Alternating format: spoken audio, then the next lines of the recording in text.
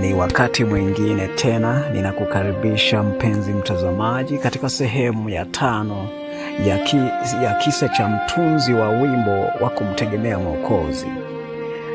Sehemu ya 5: kifo na urithi wa milele. Louisa Steed alihudumu Afrika kwa miaka mingi. Afya ilipodhoofika, alihamia Afrika ya Kusini. Januari 18 mwaka wa 1917, akiwa na umri wa miaka 67, Louisa alilala usingizi wa milele.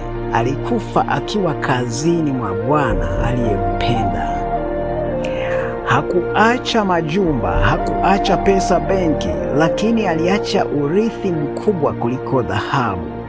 Alituachia wimbo wa kumtegemea Mwokozi.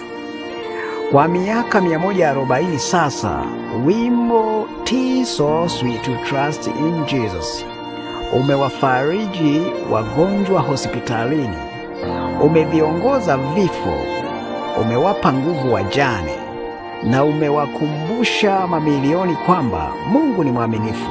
Yeye aliyempoteza mumewe ufukweni, lakini dunia ilipata wimbo wa matumaini.